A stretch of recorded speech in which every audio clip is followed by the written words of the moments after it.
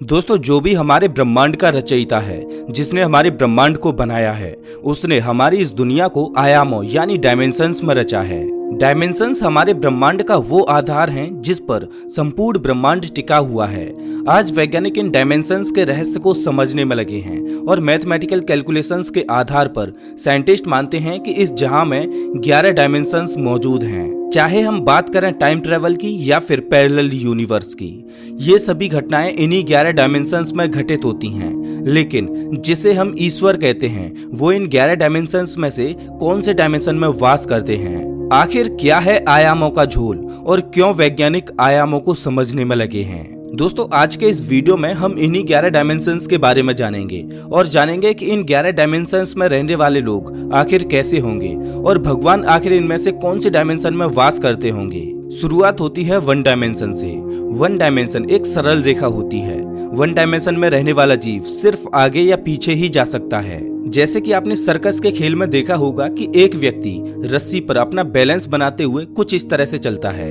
अब आपने देखा होगा कि वो व्यक्ति इस रस्सी पर सिर्फ या तो आगे जा सकता है या फिर पीछे ही जा सकता है। वो व्यक्ति इस रस्सी पर लेफ्ट या राइट नहीं जा सकता। कुछ इसी तरीके से आप वन डायमेंशन को समझ सकते हैं। हालांकि मैंने जो एग्जाम्पल दिया है वो तो 3 डायमेंशनल दुनिया का है, लेकिन आप अज्यूम कर सकते हैं कि वन डायमेंशनल जीव केवल आगे या पीछे ही गति कर सकते हैं। अगर बात करें 2 डायमेंशन की, तो दूसरी डायमेंशन एक प्लेन सरफेस होता है जिसमें रहने वाला जीव आगे या पीछे चलने के साथ साथ लेफ्ट या राइट में भी जा सकता है। अगर आपने स्नेक वाला गेम खेला हो, बिल्कुल वैसे ही हम अपने कंप्यूटर या मोबाइल पर जो वीडियो देखते हैं वो भी 2 डायमेंशनल सरफेस पर देखते हैं और हमें 2 डायमेंशनल सरफेस पर वीडियो को देखते हुए ऐसा एहसास होता है कि हम 3D वर्ल्ड को देख रहे हैं। वैसे तो मुझे नहीं लगता कि पहली और दूसरी डायमेंशन में कोई जीव रहते भी होंगे।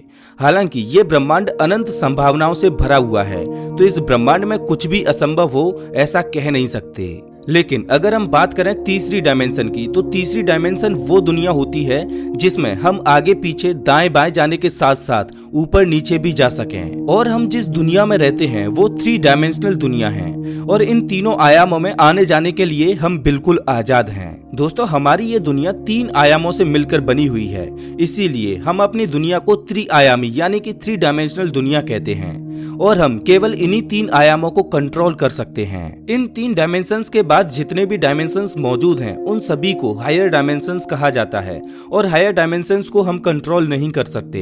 यहाँ तक कि हायर डायमेंशंस में क्या चल रहा है हम ये तक नहीं देख सकते। तो दोस्तों, अपनी कुर्सी की सीट बेल्ट बांध लो, क्योंकि अब हम सफर करने वाले हैं हायर डायमेंशंस में। मैं आपको बता दूं कि अब यहाँ से जितनी भी बातें होंगी वो सिर्फ साइंस फिक्शनल होंगी और उनका वास्तविकता से कोई भी संबंध नहीं होगा, क्योंकि अभी तक हायर डायमेंशंस के बारे में हमारे पास कोई भी सबूत नहीं है। हायर डायमेंशंस की कल्पना हम केवल वैज्ञानिकों द्वारा की गई मैथमेटिकल कैलकुलेशंस के आधार पर ही करेंगे। दरअसल चौथे आयाम का जिक्र सबसे पहली बार अल्बर्ट आइंस्टाइन ने अपनी थ्योरी ऑफ रिलेटिविटी में किया और तब से लेकर अब तक वैज्ञानिक हायर डायमेंशंस की खोज में जुट गए। वैज्ञानिकों के अनुसार चौथा आयाम खुद समय है। हम केवल 3 डायमेंशनल दुनिया में रहकर इस चौथे आयाम का सफर करते हैं। हम जन्म लेते हैं, धीरे धीरे बड़े होते हैं, बूढ़े होते हैं और फिर बाद में मर जाते हैं। समय की ये रेखा हमें हर पल भविष्य की ओर ले जा रही है। अगर आपने फर्स्ट डायमेंशन में देखा हो तो आपने देखा होगा कि फर्स्ट डायमेंशन का जीव सिर्फ आगे या पीछे ही जा सकता है। उसी तरह फोर्थ डायमेंशन एक चौथा आयाम है और इस आयाम में हम इंसान रूपी जीव सिर्फ भविष्य की ओर ही सफर कर सकते हैं, एक तरफा सफर। इस चौथे आयाम में हम समय में पीछे सफर नहीं कर सकते। जैसा कि मैंने आपको बताया कि हम सिर्फ अपने 3 डायमेंशंस को ही कंट्रोल कर सकते हैं, हायर डायमेंशंस को हम कंट्रोल नहीं कर सकते। और समय भी एक हायर डायमेंशन है, इसे हम कंट्रोल नहीं कर सकते। हम केवल समय की धारा में सिर्फ भविष्य की ओर ही बह सकते हैं। जब हम समय में आगे पीछे ही नहीं देख सकते तो टाइम ट्रेवल करना तो हमारे लिए बहुत बड़ी बात है। लेकिन जिस तरह से हम अपने तीनों आयामों को बड़ी ही आसानी से कंट्रोल कर सकते हैं, उसी तरह चौथे आयाम समय का अस्तित्व है, तो इसको कंट्रोल करने वाली भी कोई सभ्यता जरूरी होगी और वो सभ्यता समय को बड़ी ही आसानी से कंट्रोल कर रही होगी। उनके लिए पास्ट, प्रेजेंट, फ्यूचर तो कुछ ऐसे होगा मानो जैसे हम मार्केट जाते हैं और फिर वापस घर आ जाते हैं। लेकिन समय को कंट्रोल कर सके उस सभ्यता के लोग आखिर कौन सी डायमेंशन में रहते होंगे? वैसे वैज्ञानिक मानते हैं कि चौथे आयाम की सभ्यता समय को कंट्रोल नहीं कर सकती, लेकिन ये सभ्यता समय में आगे या पीछे जरूर देख सकती है। इस सभ्यता के लोगों को त्रिकालदर्शी कहा जाता है। त्रिकालदर्शी वो लोग होते हैं जो भूत, वर्तमान, भविष्य तीनों को देख सकते हैं।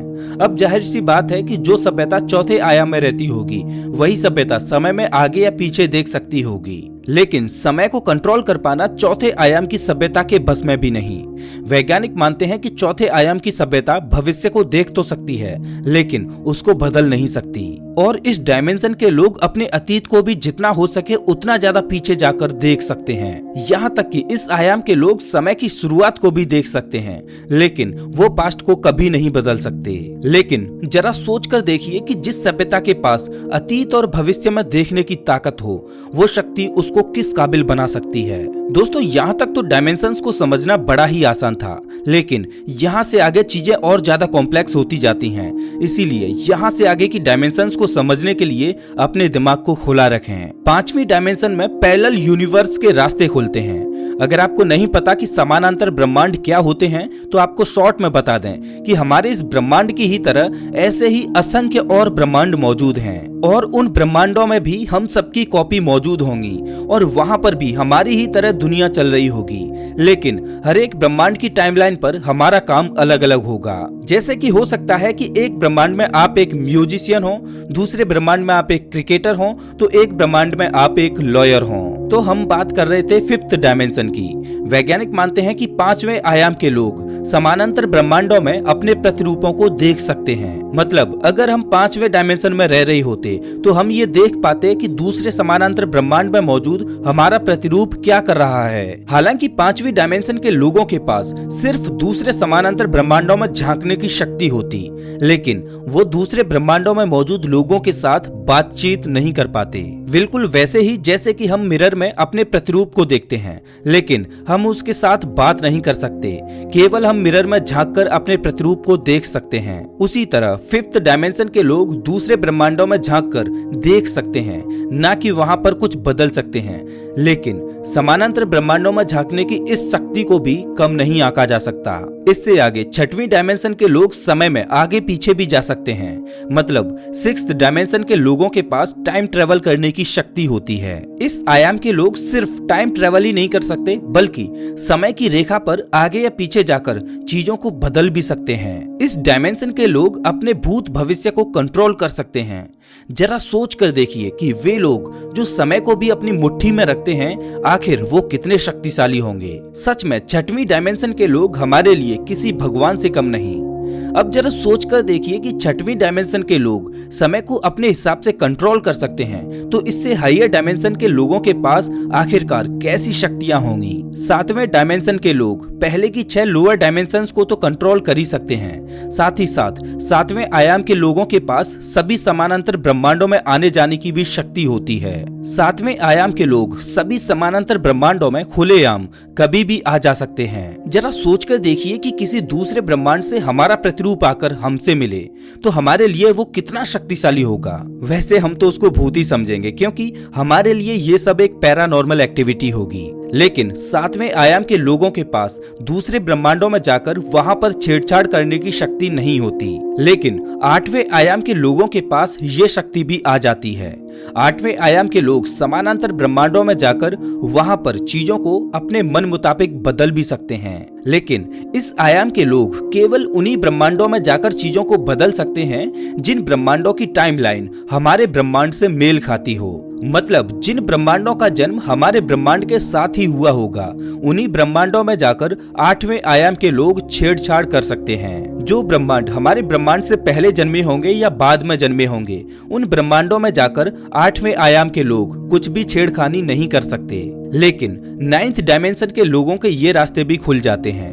9th डायमेंशन के लोग किसी भी टाइमलाइन के समानांतर ब्रह्मांडों में जाकर चीजों को बदल सकते हैं। अब फिर चाहे भले ही दूसरे समानांतर ब्रह्मांडों का जन्म उनके ब्रह्मांड के जन्म से पहले या बाद में हुआ हो, लेकिन इस आयाम के लोगों की भी एक लिमिटेशन है।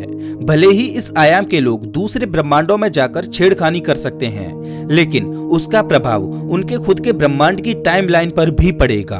अब ऐसे में दूसरे ब्रह्मांडों में जाकर चीजों को बदलने पर खुद के ब्रह्मांड की ही टाइमलाइन बदल जाए तो ऐसी शक्ति का क्या फायदा। लेकिन 10th डायमेंशन के लोगों के पास ऐसी कोई भी लिमिटेशन नहीं होती। 10th डायमेंशन के लोग किसी भी ब्रह्मांड में कभी भी जाकर कुछ भी बदल सकते हैं। उससे उनके खुद की ब्रह्मांड की टाइमलाइन पर कुछ भी फर्क नहीं पड़ता।